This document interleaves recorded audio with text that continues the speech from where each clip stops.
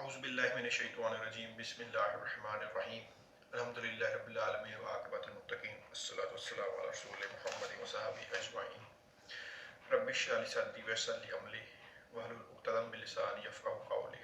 السلام علیکم۔ تو ناظرین، آج منتخب نصاب میں سے جس سبق کا ہم مطالعہ کریں گے اس کا عنوان ہے ایمان کے ظاہری اور باطنی ثمرات سورۃ تغابن کی روشنی میں۔ تو سورۃ تغابن کو ہم تھوڑا سا ریویو کریں گے، دیکھیں گے اس میں اللہ تعالیٰ نے کون کون سی حکمت کی باتیں بتائی ہیں ہمیں اور ہمارے لیے اس میں کیا رہنمائی موجود ہے۔ یہ تفسیر نہیں ہے، بس اتنا ہی ہم مطالعہ کریں گے جتنا اس سبق کے اندر ڈاکٹر اسرار صاحب نے لکھا ہے، اسے اوور اینڈ بیونڈ ہم نہیں جائیں گے۔ ہمارا بس اس سبق کے اندر اتنا ہی جو ہے نا دائرہ اختیار ہے۔ تو چند تمہیدی باتیں سبق کو آغاز کرنے سے پہلے۔ سورہ تغابن جو ہے 28ویں سپارے کی صورت ہے، 2 رکوعوں پہ مشتمل ہے اور اس کی 18 آیات ہے۔ پہلا رکوع 10 آیات پر اور دوسرا رکوع جو ہے 8 آیات پر مشتمل ہے۔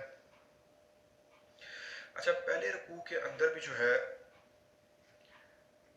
پہلی 7 آیات ایمان ثلاثہ سے متعلق ہے اور پھر 3 آیات جو ہے دعوت کی طرف ہے، یعنی دعوت دی جا رہی ہے جس میں۔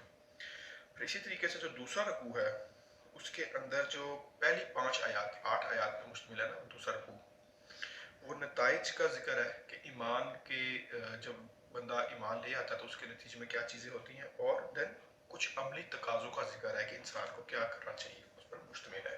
یہ اس کی ترتیب ہے اور اس طریقے سے ہے۔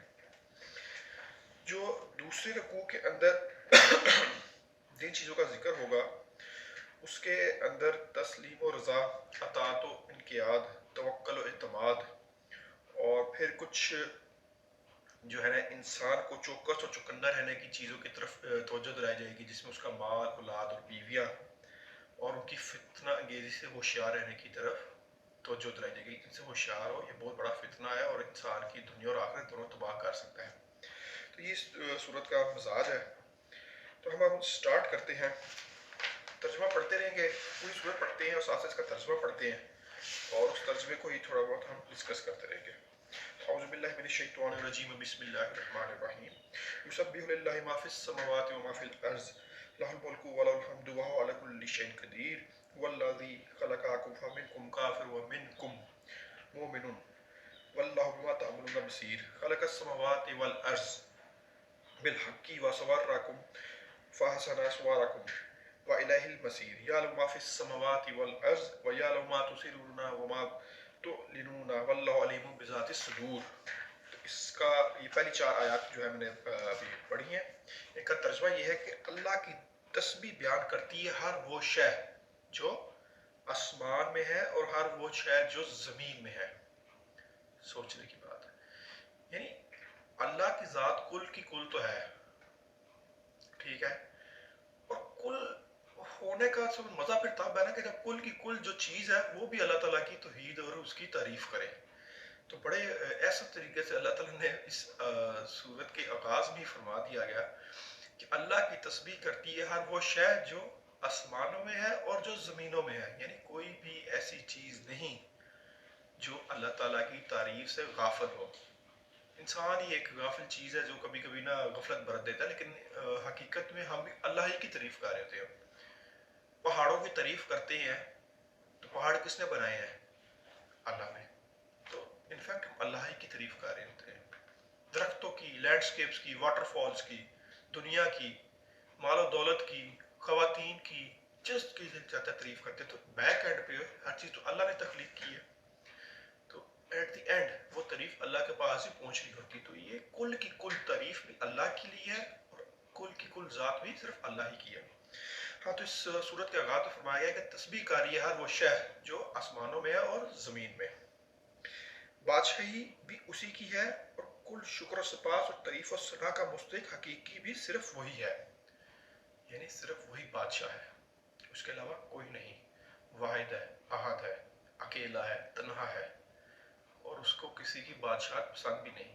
اور جہاں پہ کسی اور نے بادشاہت کا دعویٰ کیا اللہ کے پیرلل تو وہ شرک کا دعویٰ ہو گیا، ٹھیک۔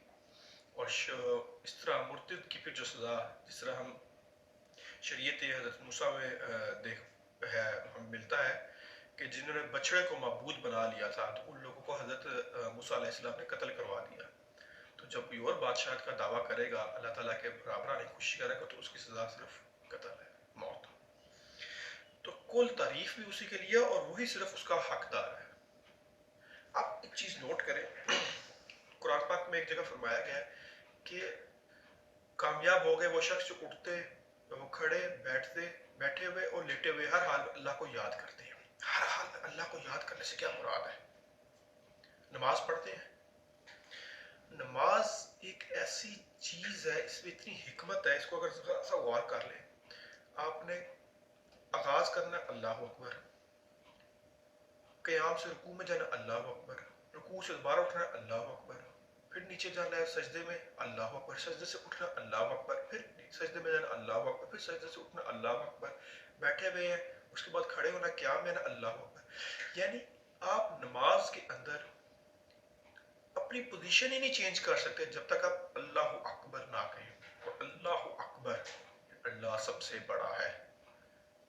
یعنی اللہ کی تعریف کے بغیر آپ جو نماز ہے اس کے اندر اپنی پوزیشن ہی چینج کر سکتے. یہ ہے حکمت کہ، اور یہی ہماری زندگی میں ہونا چاہیے کہ ہم بیٹھ رہے ہیں اللہ اکبر، کھڑے ہو رہے ہیں اللہ اکبر، ٹھیک ہے، کہیں جا رہے ہیں کسی مسلمان سے ملاقات ہوتی ہے السلام علیکم، ٹھیک ہے، تنا ہے اللہ اکبر، سیڑھیاں چڑھے اللہ اکبر، اتر رہے ہیں سبحان اللہ، کوئی اچھی چیز دیکھتے ہیں سبحان اللہ، اللہ کی طرف سے کوئی چیز ملتی ہے شکر الحمدللہ، کوئی چیز لے لی جاتی ہے تو اس پہ صبر کرتے ہیں، ٹھیک ہے، ماشاءاللہ، اِنَّا لِلَّهِ وَإِنَّا إِلَيْهِ راجعون کہہ دیتے ہیں.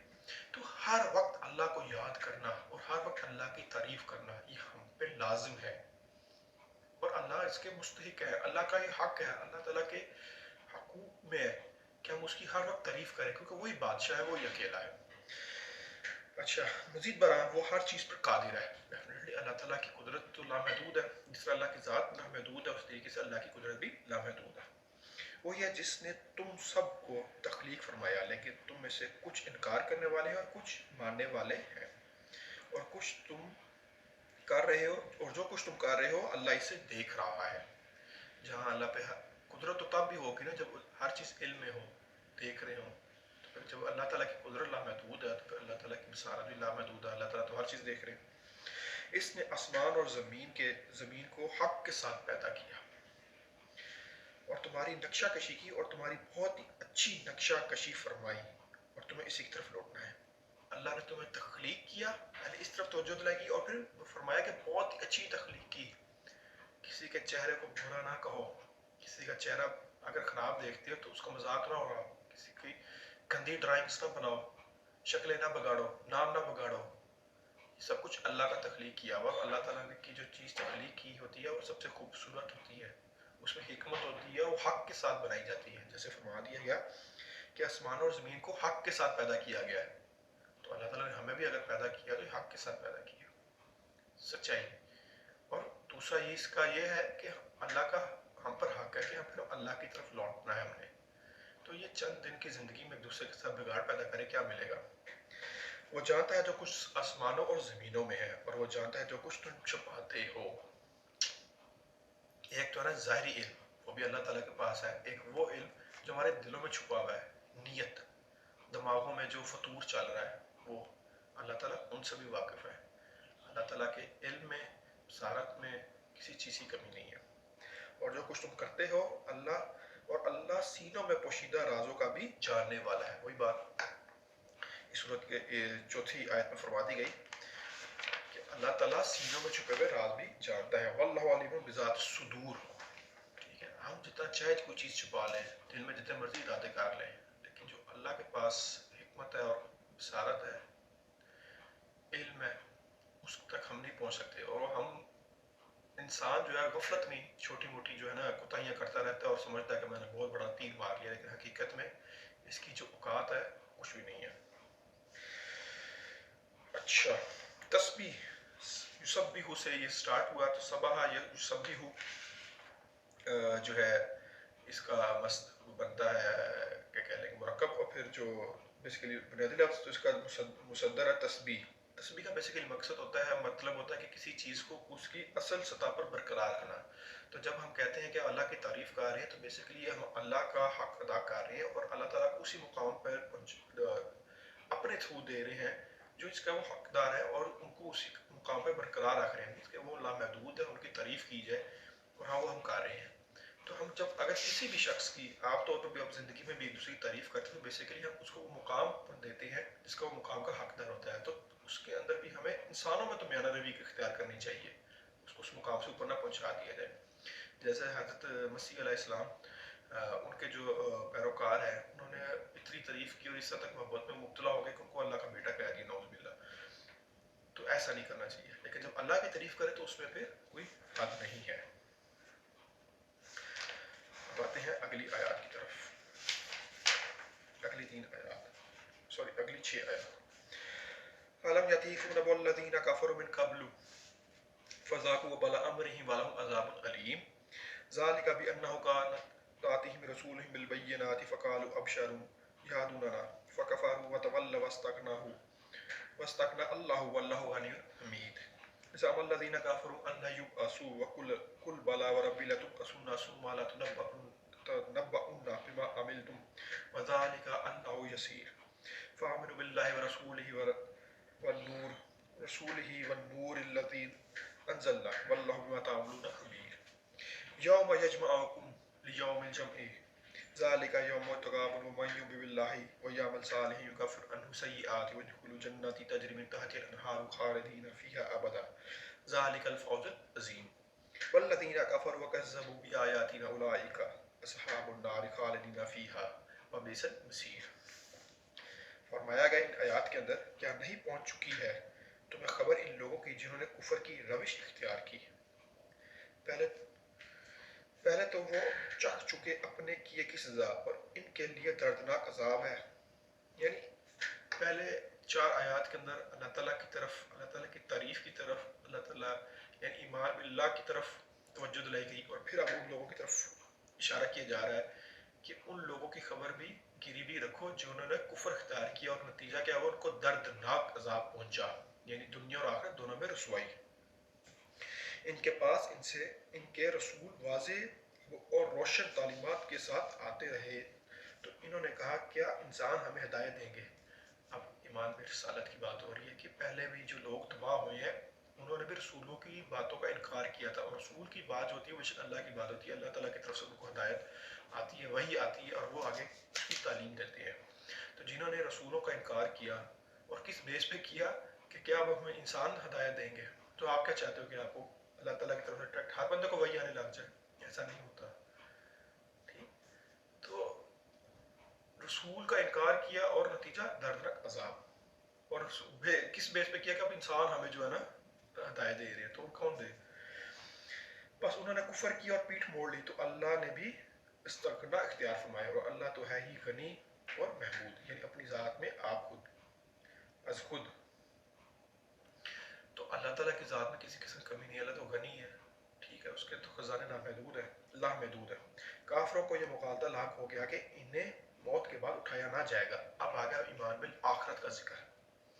पहले ईमान बिल्लाह 4 आयत, फिर अब ईमान बिल रिसालत के रसूल जो हैं वो हक के साथ आते हैं, अल्लाह ताला उनको भेजते हैं, और उनकी बात मानना हम पे फ़र्ज़ है, लाजिम है, और जो नहीं मानता उसका नतीजा क्या है, दर्दनाक अजाब। और फिर उनको ये मुगालता हुआ उन लोगों को जिनके ऊपर दर्दनाक अजाब था कि हम शायद मरने के बाद नहीं उठाए जाएंगे। आप ईमान बिल आखिरत की, भाई ईमान बिल आखिरत जो है ना, जब तक आपको एग्जामिनेशन का खौफ हो ना, एग्जाम का, तो आप कहीं ना कोई तैयारी करते रहते हैं। तो जिनकी दिल से एग्जाम का खौफ निकल जाता है ना आखिरत का, वो तो बिल्कुल बेस लगाम हो जाता है। जैसे आप देख लें फ्रांस में चले जाए, स्वीडन में, नौज़ुबिल्लाह, अल्लाह ताला माफ़ फरमाए, वो कुरान को जलाते हैं बार बार, ऐसी जहाल और तकब्बुर में पड़ी है वो कौम। नॉर्वे में ऐसे वाक़यात हो रहे हैं, अमेरिका में बहुत सारे हो रहे हैं, यहूदी जो है। तो ये आखिरत का खौफ ना होने की वजह से है। कह दीजिए क्यों नहीं, और मुझे मेरे रब की कसम है, मैं तुम्हें लाजमन उठाया जाएगा, फिर तुमको जुतलाया जाएगा जो कुछ तुम करते रहे हो। यानी तुम्हें एक तो उठाया भी जाएगा क़यामत के दिन, और फिर जुतलाया भी जाएगा, फिर तुम्हें तो वो दिखाया जाएगा, उसका हिसाब किताब भी होगा जो तुम दुनिया में करते आए हो। और ये चीज़ अल्लाह पर बहुत आसान है। यार مشکل ہوتا ہے کوئی چیز یا بعد میں؟ تو جب اللہ تعالیٰ نے ہمیں فرسٹ ٹائم تخلیق کر دیا تو اور دوسری مرتبہ کون سا مشکل ہے؟ حضرت ابراہیم کا واقعہ، جس طریقے سے انہوں نے پرندوں کے کاٹ کے ٹکڑے ٹکڑے کر کے 4 پرندے اکٹھے کیے، مانوس کیا، پھر ٹکڑے ٹکڑے کر کے مختلف جگہوں پہ بکھیر دی، اور جیسے ان کو آواز دی فوراً آ گئے. قرآن پاک میں پورا واقعہ. تو اللہ تعالیٰ کے لیے یہ چیز بہت آسان ہے، کسی چیز کو بنانا یا تباہ کرنا، عزت دینا یا ذلت دینا، اللہ تعالیٰ کے اختیار میں سارا کچھ ہے. بس ایمان لاؤ اللہ پر اور اس کے رسول پر اور اس نور پر جو ہم نے نازل فرمایا ہے. نور پر مطلب قرآن مجید. قرآن مجید کو نور بھی کہا گیا ہے. اور جو کچھ تم کر رہے ہو اللہ اس سے باخبر ہے. اللہ ہر چیز کے پر نظر رکھے ہوئے ہے. جس دن وہ تم کو جمع کرے گا، جمع ہونے کے دن یعنی قیامت کا دن، اور اس دن ہار اور جیت کے فیصلے کا دن، اور وہ ہوگا ہار اور جیت کے فیصلے کا دن. اور جو ایمان لائے گا اللہ پر اور نیک عمل کرے گا اور اس سے اس کی برائیوں کو دور کر دے گا، اسے داخل کرے گا ان باغات میں جن کے نیچے نہریں بہتی ہوں گی، اور وہ اس میں ہمیشہ رہیں گے. یہی ہے وہ بڑی کامیابی. اور وہ لوگ جنہوں نے کفر کیا، ہماری آیات کو جھٹلایا وہ ہوں گے آگ والے، اور اس میں ہمیشہ رہیں گے، اور وہ بہت ہی برا ٹھکانہ ہے. یعنی جو لوگ، اب آگے سورہ عصر کو دوبارہ یاد کریں، والعصر ان الانسان لفی خسر، یعنی خسارے میں ہیں وہ لوگ سوائے ان کے جو لوگ ایمان لائے، عمل صالح کیے، تواصی بالحق اور تواصی بالصبر. تو عمل صالح وہ لوگ جو ایمان لائے اور نیک عمل کیے، عمل صالح کیے، تو وہ کس طرف ہوں گے؟ جنتوں میں جن کے نیچے نہریں بہتی ہوں گی. جنت کو ہم نہ تخیلاتی طور پر سوچ بھی نہیں سکتے وہ کس طرح خوبصورت ہوگی. اس کی خوبصورتی بھی اللہ تعالیٰ نے کو رکھی ہوئی ہے. تو ہمارے لیے تھوڑے تھوڑے اشارے ہیں، ہم انہیں کو اشاروں کو سمجھتے اس پہ خوش ہوں گے. لیکن جب اصل میں انشاءاللہ ہمیں ملے گی تو پھر ہماری خوشی کی کیا لیول ہوگا. اور پھر اس وقت میزبان بھی اللہ تعالیٰ ہوں گے. کیا بات ہے، سبحان اللہ. یعنی کائنات کا بنانے والا، کائنات کو چلانے والا، کائنات کے نظام کو پلان کرنے والا، ہر گھڑی سے باخبر رہنے والا، ہر چیز کی قدرت رکھنے والا، جس کی ذات میں کسی قسم کی کمی نہیں، کل کا کل ہے، ہمیشہ سے ہے، ہمیشہ رہے گا. اور وہ ہمارا میزبان ہوگا جنت میں. سبحان اللہ، سوچنے کی بات ہے. اس کے باوجود اگر ہم غلط اعمال میں پڑے رہے تو یہ پھر ہماری بدبختی ہے.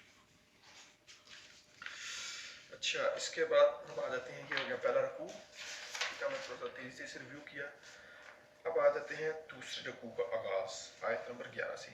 ما اصاب من مصیبت الا باذن اللہ ومن یؤمن باللہ یہد قلبہ واللہ بکل شیء قدیر واتقوا اللہ واتقوا رسولہ فإن تولیتم فإنما علی رسولنا البلاغ المبین اللہ لا الہ الا هو وعلی اللہ فلیتوکل المؤمنون یا ایھا الذین آمنوا ان من ازواجکم واولادکم عدو لکم فاحذروہم وإن تعفوا وتصفحوا وتغفروا فإن اللہ غفور رحیم انما اموالکم واولادکم فتنۃ واللہ عنده اجر عظیم. سمجھیے اس چیز کو. دوسرے رکوع کا آغاز، نہیں نازل ہوتی کوئی مصیبت مگر اللہ کی اجازت سے. اس دنیا میں جتنی بھی مصیبتیں آ رہی ہیں یہ اللہ تعالیٰ کی اجازت سے آ رہی ہیں، اللہ تعالیٰ کی طرف سے آ رہی ہیں. ہم جو ہے انفارچونیٹلی بہکے ہوئے ہیں، ایمان کی کمزوری کا شکار ہے، اور ہر چیز جو ہے شیاطین پہ ڈال دیتے ہیں. بابوں کا رخ کر بڑھتا ہے، کوئی کہتا ہے کہ میرے پہ جادو ہو گیا. یا جس کا توکل اسٹرانگ ہوتا ہے نا، اللہ پہ یقین، اس کے اوپر کچھ بھی نہیں ہوتا. وہ پھر جیسی بھی آتی ہے نا مشکل پریشانی، اس کو آزمائش ہی سمجھتا ہے، اور یہ سمجھتا ہے کہ اللہ تعالیٰ مجھے آزما رہے ہیں اور دیکھ رہے ہیں کہ میں قائم رہتا ہوں کہ نہیں رہتا. تو جو بھی پریشانی مشکل آ رہی ہے، قرآن پاک میں اللہ تعالیٰ فرما رہے ہیں وہ اللہ کی اجازت سے آتی ہے. تو پھر ہمارا توکل بھی ایسا ہی ہونا چاہیے کہ بھائی جو کچھ ہوا ہے، مل رہا ہے، اور جو کچھ لیا جا رہا ہے یہ سب اللہ کی مرضی سے ہے. تو جب آپ کے دل میں یہ چیز بیٹھ جائے گی تو آپ کا دل میں آٹومیٹکلی سکون اور اطمینان بیٹھ جائے گا. اس طرح ہم نے ذکر کیا تھا کہ آج کل اذکار بتا دی جاتے ہیں کہ فلاں مرتبہ یہ چیز پڑھ لو، اتنی مرتبہ یہ چیز پڑھ لو، اتنی مرتبہ یہ اسم پڑھ لو، یعنی یہ کلام پڑھ لو. تو یار حضرت زکریا اور حضرت ابراہیم کی مثال ہمارے سامنے موجود ہے قرآن پاک میں. انہوں نے ان کی دعاؤں میں کہیں نہیں لکھا ہوا، حضرت یونس علیہ السلام جو مچھلی کے پیٹ میں ان کی بھی نہیں لکھا ہوا کہ کتنی مرتبہ کون سی دعا پڑھی تھی، وہ دعا مانگتے تھے، سالوں دعا مانگی قبول ہو گئی. نبی کی دعا وہ سالوں مانگ رہا ہے اور پھر قبول ہو رہی ہے، اللہ تعالیٰ آزما رہا ہے. تو یار ہمارا تو درجہ ہی کچھ نہیں نبیوں کے برابر مقابلے میں، اور ہم کہتے ہیں کہ یار 334 یا 815 مرتبہ فلاں فلاں کوئی بھی نمبر رکھ کے مشکل سا اتنی مرتبہ یہ کر لو، رات کے وقت کر لو، اتنے لوگوں کو کھانا کھلا دو تو یہ کام آپ کا ہو جائے گا. کیسے ہو جائے گا؟ اور جو کوئی اللہ پر ایمان رکھتا ہے اللہ اس کے دل کو ہدایت دیتا ہے. تو ہدایت کا اصل سرچشمہ کیا ہے؟ اللہ پہ ایمان. اور وہ اللہ ہر چیز کا علم رکھنے والا ہے. دیکھیں یہ بار بار انسان کو نا احساس دلایا جا رہا ہے کہ تیرے اختیار میں کچھ نہیں ہے، ہر چیز کا اللہ تعالیٰ کو ہر چیز علم ہے. سینوں میں چھپا ہوا راز بھی اللہ تعالیٰ جانتے ہیں. اللہ تعالیٰ ہر چیز سن بھی رہی ہیں، دیکھ بھی رہی ہیں، وہ اور ہر چیز کا علم بھی ہے. بار بار اس صورت کے اندر آ رہا ہے. اور اطاعت کرو اللہ کی اور رسول کی، یعنی حکم دیا جا رہا ہے کہ رسول جو ہے وہ برحق ہے، اس کی اطاعت کرو، اور اس کی اطاعت کرو گے تو آپ اللہ کی اطاعت کرنے میں کامیاب ہوگے. پھر اگر تم نے روگردانی کی تو یقیناً ہمارے رسول پر تو صرف اور صرف صاف پہنچا دینے کی ذمہ داری ہے. اچھا اب لوگ جو ہے ٹیم ٹوئیاں کرتے تھے اس وقت، آج کل کے بھی لوگ ہیں، ٹھیک ہے، کہ اگر جس طرح کہتے تھے بار بار کہ اگر تم سچے ہو تو لاؤ کوئی موجزہ دکھا دو. تو پھر اس وقت فرمایا جا رہا ہے اس کے پیرل کہ نا تمہارے پہ ذمہ داری ہے صرف صاف جو ہے پیغام پہنچا دیں. مانتا نہیں مانے، مانتا مانے، نہیں مانتا نہ مانے، اس کو چھوڑ دو، آپ پیغام پہنچاؤ. ہمارا کام بینگ اے مسلم ہے دعوت دینا، حق بات کرنا، نتیجہ اللہ پہ چھوڑنا چاہیے. جہاد میں بھی، قتال میں بھی، کسی بھی مارکے پہ، روزمرہ کی زندگی میں بھی، ہاں بس اپنی نیکیاں پوری کریں، اپنے اعمال سیدھے کر لیں، نتائج اللہ پہ چھوڑ دیں. اگر سخت نتیجہ نکلا تو اللہ تعالیٰ کی ازمائش میں، اور اگر اچھا نتیجہ نکلا تو وہ بھی اللہ تعالیٰ کی طرف سے ازمائش، اللہ دے کے بھی ازماتا ہے اور لے کر بھی ازماتا ہے. پھر اگر تم نے روگردانی کی تو یقیناً ہمارے رسول تو صرف ایسے کوالٹی ہے. اللہ وہ ہستی ہے جس کے سوا کوئی معبود نہیں، بس اہل ایمان کو صرف اللہ پر بھروسہ رکھنا چاہیے، اللہ کے سوا کوئی اور عبادت کے لائق نہیں. اے اہل ایمان تم یقیناً تمہاری بیویوں اور تمہاری اولاد میں سے بعض تمہارے دشمن ہیں، بس ان سے بچ کر رہو. اور اگر تم معاف کر دیا کرو اور چشم پوشی سے کام لو تو بخش دیا کرو، تو بے شک اللہ بھی بخشنے والا ہے، رحم فرمانے والا ہے. بلا شبہ تمہارے مال اور اولاد فتنہ ہے اور اللہ ہی ہے جس کے پاس بڑا اجر ہے. اچھا پہلے فرمایا گیا کہ تمہاری بیویوں اور اولاد میں سے کچھ تمہارے دشمن ہیں، اور پھر اگلی آیت میں فرمایا گیا تمہارا مال اور اولاد تمہاری فتنہ ہے. اولاد کا ذکر 2 مرتبہ ہوا، پہلے بیویوں کے ساتھ. عرب کے اندر نا ایک روایت تھی، کثرت ہوتی تھی بیویوں کی بھی اور اولاد کی بھی، تو وہ بڑا خاندان جو تھا بڑا مضبوط سمجھا جاتا تھا. تو اس کی طرف اشارہ کیا گیا کہ اس میں نہ ہو جاؤ. اور دوسرا مال اور اولاد، انسان جتنی بھی بدبختیاں کرتا ہے، جتنی بھی فراڈ، 2 نمبریاں کرتا ہے، کوتاہیاں کرتا ہے، وہ اپنی مال اور اولاد کی محبت میں ہی کرتا ہے. یہ 2 چیزیں سب سے زیادہ عزیز ہوتی ہے کہ اولاد ہوگی تو نام رہے گا اس کا رہتی دنیا تک، اور مال جو ہے اس سے پھر وہ اپنی شان و شوکت تکبر دکھاتا ہے. تو یہاں پہ مقصد دنیا کی طرف اشارہ ہے کہ تمہاری دنیا جو ہے وہ تمہیں اس حد تک غافل نہ کر دے کہ تم اللہ تعالیٰ سے دور ہو جاؤ. یہ فتنہ ہے. جس طرح ہم نے پہلے پڑھا تھا کہ قرآن پاک میں کیا تھا، سورہ یوسف میں، سورہ یوسف نے کسی اور صورت میں ہم نے پڑھا تھا لاسٹ لیکچر میں، کہ آپ کسی ایسے شخص کی کیسے جو ہے مدد کر سکتی ہیں جس نے اپنے خواہش نفس کو اپنا معبود بنا لیا ہو، کہ کیسے ذمہ داری لے سکتے ہیں. تو خواہش نفس کیا ہے؟ دنیا داری. یہ دنیا داری جو ہے فتنہ ہے، اسے بچ کر رہو. دنیا جو ہے مومن کے لیے قید خانہ ہے. قیدی سمجھتے ہیں نا کیا ہوتا ہے؟ اس کو نہ اپنی مرضی کا کھانا ملتا ہے، نہ اپنی مرضی کے کپڑے ملتے ہیں، نہ اپنی مرضی سے باہر جا سکتے ہیں، نہ اپنی مرضی سے اٹھ سکتا ہے، نہ سو سکتا ہے، بس مزدوری کرتا ہے. قیدی کو صرف ایک چیز پراپر طریقے سے ملتی ہے، وہ ہے اس کا روز کا کھانا، اتنا کھانا کہ جسے وہ کھا کے زندہ رہ سکے، وہ ظلم بھی سہتا ہے. تو یہ ہے مومن کی زندگی. تو جہاں پہ وہ اپنے مال اولاد بیویوں ان کے شکنجے میں پڑ گیا تو سمجھو وہ آخرت کے راستے سے بھٹک گیا. اب آ جاتے ہیں آخری 3 آیات جو ایمان کے عملی تقاضے ہیں. فتقوا اللہ ततातुम वस्माउ वतियु वअनफिकु खैरुल लिअनफुसिकुम वमन युका शुहा नफ्सिही फउलाइका हुमुल मुफ्लिहून इन तुकरिजु अल्लाह कर्ज़न हसनन युज़ाइफु इफ़हु लकुम व यगफिर लकुम वल्लाहु शकुरुन हलीम आलिमुल गैबि वश्शहादत अज़ीज़ुल हकीम।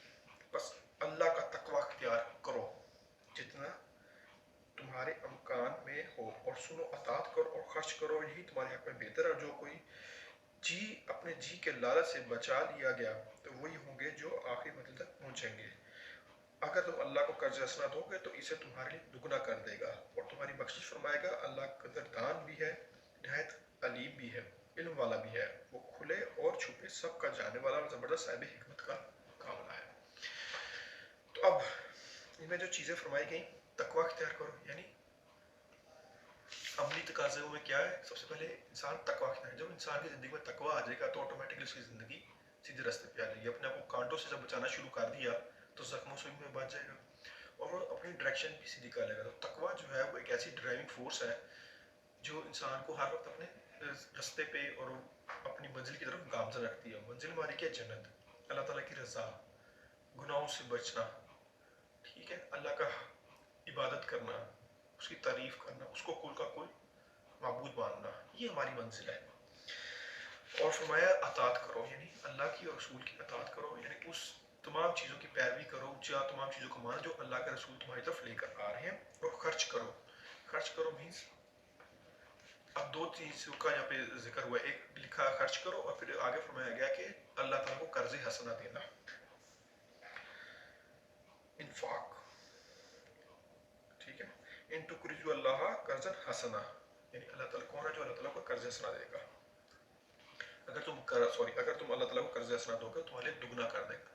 खर्च एक तो होता है कि तीन चीज़ें, एक ज़कात, सदका, खैरात। ज़कात तो हम पे फ़र्ज़ है, वाजिब है, लाज़िम है, वो हमने देनी है।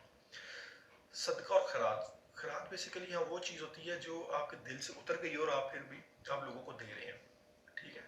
मीन्स कि मेरी शर्ट थी, फट गई है, अब मेरे दिल से उतर गई है, फिर मैंने नई शर्ट्स ले ली हैं, टी शर्ट्स ले ली हैं, यार ये शर्ट मेरा दिल नहीं करता पहनने को, ये दिल से उतर गई भी है, ये हमने किसी को दे दी, ये खैरात। सदका, ये शर्ट मैंने पहन रहा हूँ, मुझे पसंद भी है, लेकिन अपनी पसंद होने के बावजूद दिल भी कह रहा पहनूं, मैंने किसी को दे दी, किसी की हेल्प कर दी, मदद कर दी, सदका। तो ये तीन दर्जे हैं। तो अल्लाह ताला की राह में खर्च करो मीन्स कि अपनी जो आपको चीज़ पसंद है वो दो। तो बेसिक थ्री चीज़ें ये, ज़कात हमने देनी है, तो सदका जो है उस चीज़ का करो जो आपको पसंद है, जिसमें आपका दिल लगा हुआ है। ऐसी चीज़ ना दो जिससे दिल उतर गया है, ठीक। तो वो लेवल अंदर जाता है। और दूसरा अब आ गया कर्ज हंसना अल्लाह ताला को। यार कर्ज हंसना, आप कर्ज किसको क्यों देते हैं? अगर मैं किसी से कर्ज मांगूंगा तो मेरा मकसद क्या होगा? यार मुझे कर्ज दे दो, थोड़े पैसे दो, मैं कारोबार कर लूँ और जब मैं सेट हो जाऊंगा तो मैं लौटा दूंगा, ऐसी है। यानी सेट होने का मतलब कि मैं हावी आ जाऊंगा। तो अल्लाह ताला को कर्ज हंसने देने का मकसद है, मतलब है कि अल्लाह ताला के दीन के अल्लाह ताला के दीन की खातिर, इस्लाम की खातिर पैसे खर्च करो, यानी दीन को गालिब लाने के लिए पैसे खर्च करो। अब वो आपकी जो है फिजिकल एफर्ट्स भी हो सकती हैं और मॉनेटरी वैल्यूज भी, पैसे भी हो सकते हैं जो आप कर सकते हो। तो कर्ज हंसना जो है बेसिकली अल्लाह ताला को देने का या अल्लाह ताला को खर्च करने का मकसद जो है दीन को गालिब लाना है, ठीक है। मगलूब नहीं रखना, इसको गालिब लाना है, इसको फैलाना है, लोगों तक पहुंचाना है। और अगर कहीं पे कताल फीस बिल्ला करना पड़ता है तो उसमें भी बढ़ चढ़ कर हिस्सा लेना है। ये है अल्लाह ताला को कर्ज हंसना देने का मतलब। वैसे अल्लाह को किसी चीज़ की ज़रूरत नहीं है, अगर हम नेकियां ना भी करें तो अल्लाह को फ़र्क नहीं पड़ेगा, और अगर कर लेंगे तो फिर भी अल्लाह को फ़र्क नहीं पड़ेगा। जो कुछ करना हमने अपने लिए करना है, और वो खुले छुपे का सब कुछ जानने वाला है, हर चीज़ का इल्म रखने वाला है। और ये चीज़ हमें बार बार एहसास दिलाया गया इस पूरी सूरत के अंदर कि इंसान तुम्हारे इख्तियार में कुछ भी नहीं है, तुम जितना मर्जी छुपा लो, जितनी मर्जी गंदी नीयत कर लो, अल्लाह ताला को हर चीज़ पहुँच जाएगी और तुमसे इस चीज़ का हिसाब लिया जाएगा। तो आखिर दुआ है, अल्हम्दुलिल्लाह।